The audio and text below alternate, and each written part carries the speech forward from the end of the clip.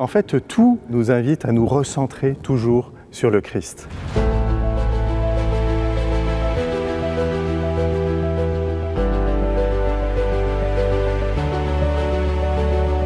Je suis ravi de vous accueillir ici à Agen pour découvrir cette belle cathédrale 5 après. Tout commence sur cet espace. C'est ici que les premiers chrétiens qui étaient à Agen ont donné leur vie.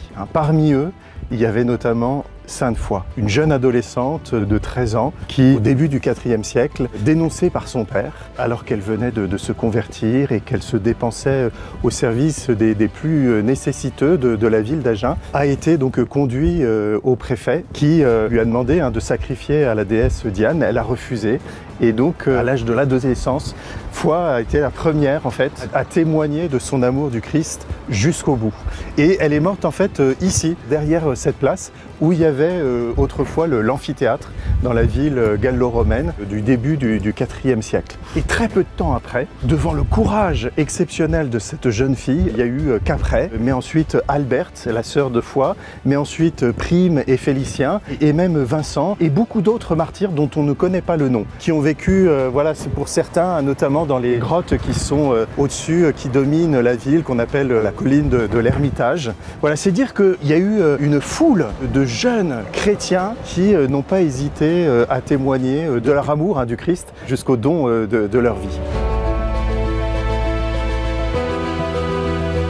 C'est Saint Dulcide, un évêque d'Agen au VIe siècle, qui a décidé de construire une première église. Au IXe siècle, les Normands vont arriver dans la région, ils vont détruire une grande partie en fait des villes et notamment des églises. Donc une deuxième église va être élevée au Xe siècle et cette deuxième église, elle menace de tomber en ruine au XIIe siècle et donc on décide de construire cette église que nous voyons aujourd'hui. Voilà, ça s'est étalé du XIIe siècle au XVIe siècle. C'est pas la cathédrale originelle du diocèse d'Agen. La cathédrale originelle du diocèse d'Agen, en fait, elle se trouve dans le cœur de ville. Dès le XVIIIe siècle, elle menaçait de ruine et aucun travaux n'avait été fait malgré tous les projets qui avaient été réalisés. Et du coup, on a fait cette collégiale 5 après qui était tenue donc par des chanoines augustiniens, la cathédrale du diocèse d'Agen à partir de 1803. L'évêque de l'époque, Monseigneur de Lévezou de Vezin, a confié à un certain nombre d'artistes des projets pour embellir cette nouvelle cathédrale. C'est Georges Bourrière qui, entre 1835 et 1845, a construit ce clocher qui a une particularité. Tout en bas, c'est le gothique flamboyant, au milieu, c'est le gothique rayonnant et tout en haut, c'est le gothique à lancette. C'est-à-dire, en fait, qu'il a renversé l'ordre historique. Ça a fait rire notamment Mérimée, un grand spécialiste de l'art au 19e, notamment avec Viollet-le-Duc. Mais Mérimée s'est beaucoup ri de ce clocher en disant que finalement, à Agen, on faisait tout à l'envers.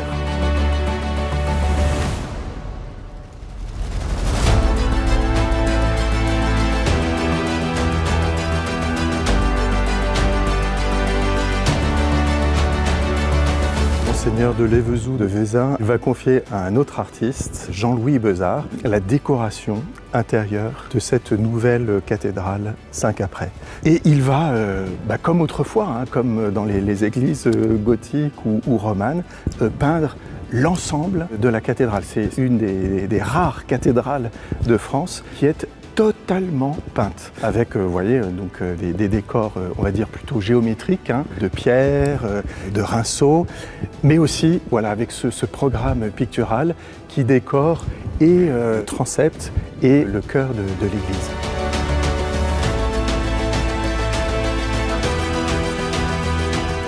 Quand on regarde la voûte peinte à la croisée du transept, juste au-dessus du chœur de l'église, vous avez dans le ciel étoilé un petit médaillon avec un ange qui, donc sur sa droite, a inscrit Fides. Donc c'est la vertu de foi.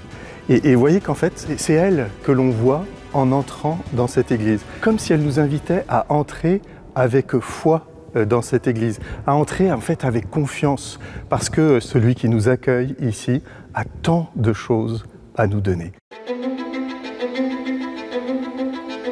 Ce qui est extraordinaire dans cette cathédrale 5 après, c'est que en regardant ce programme pictural, on va rentrer dans toute l'histoire du salut.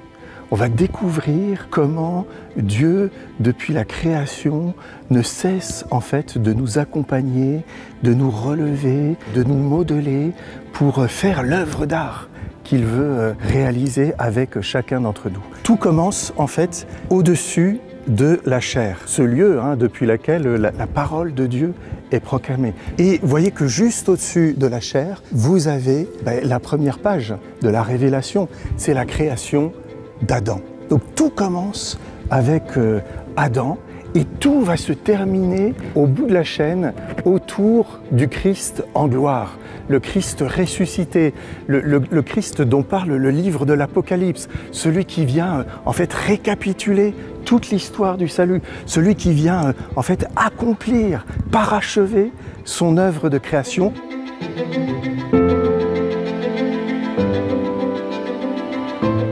On voit cette arche, elle est dédiée au patriarche.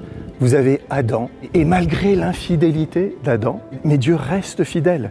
Et il va même le chercher dans le jardin, et il ne le trouve pas, mais il l'appelle. « Où es-tu, Adam ?»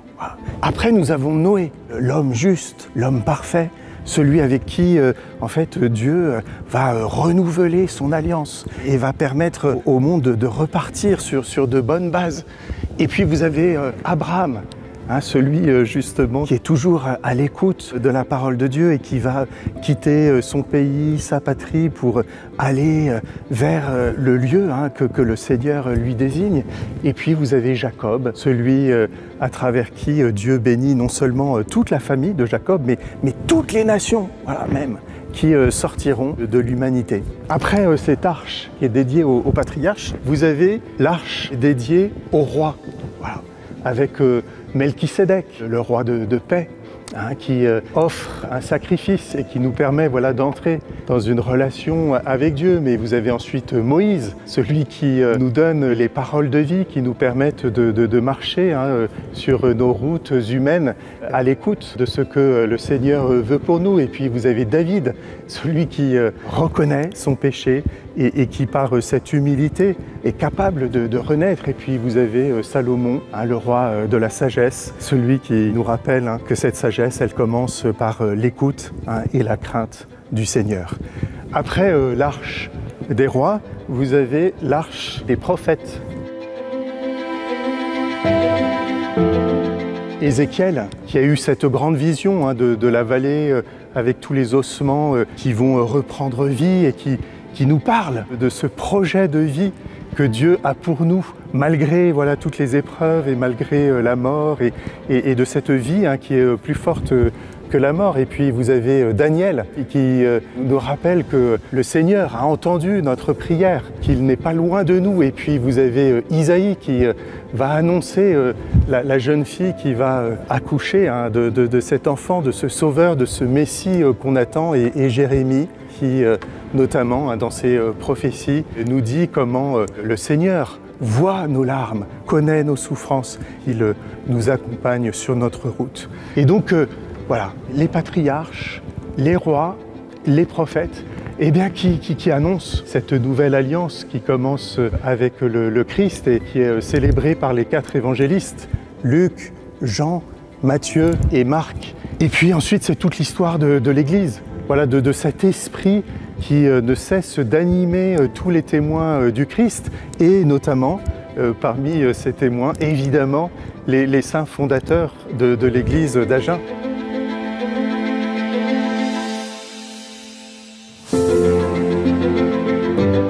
Petit clin d'œil à la première cathédrale qui a été détruite au début du 19e siècle. Vous avez ce tableau de Claudius Lavergne qui représente ici la lapidation d'Étienne. Et ce geste d'offrande d'Étienne, entre tes mains je remets mon esprit, même geste d'offrande du Christ et en même temps de prière pour ses bourreaux. Et parmi ces bourreaux, on voit, vêtu d'une toge rouge, Paul, qui deviendra une des colonnes de l'Église avec Pierre.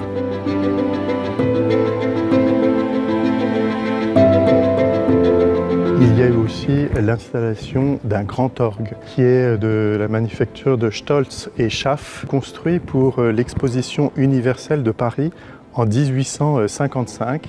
Donc un orgue assez exceptionnel qui a eu la médaille d'argent à l'exposition universelle de Paris. Et puis dans le chœur, vous avez un petit orgue, un orgue de chœur, voilà, qui vient compléter ce grand orgue, qui lui est de facture agenaise, puisque c'est un artiste agenais, Magin, qui l'a réalisé et qui l'a installé ici peu de temps après l'installation du grand orgue. Jésus qui dort dans les bras de Saint Joseph, dans une attitude de confiance et d'abandon, et qui montre bien la place aussi importante de Joseph dans sa propre croissance. Ouais.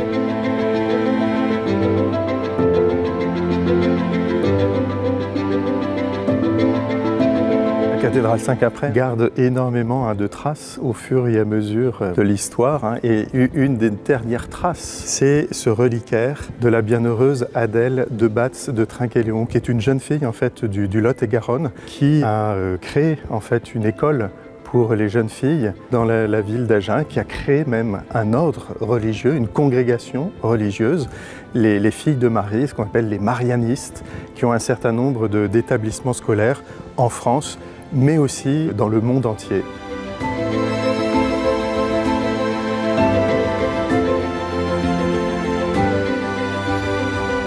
Je vous ai dit que la cathédrale de Saint-Caprais portait les marques de l'histoire.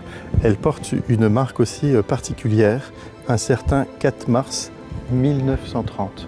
La Garonne a débordé et la crue est montée assez haut, puisque les eaux sont montées à un peu plus d'1 mètre et ont donc inondé en partie la cathédrale. Donc on garde un souvenir de cette dernière grande crue de Garonne.